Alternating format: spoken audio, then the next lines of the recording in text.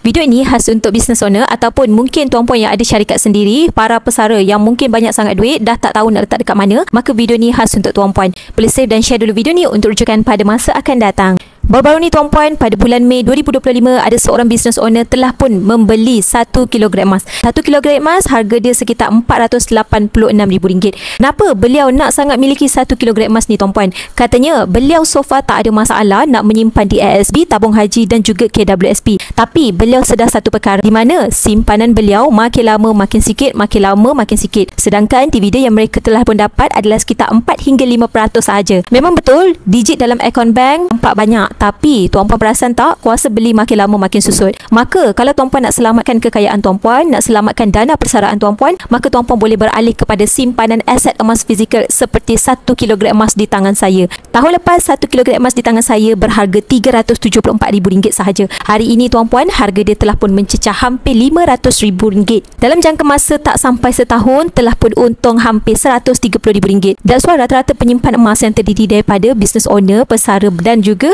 orang yang memiliki syarikat, kebanyakan daripada mereka tak nak duit mereka dimakan oleh inflasi, maka mereka tukarkan kepada aset-aset emas fizikal di Pabi Gold.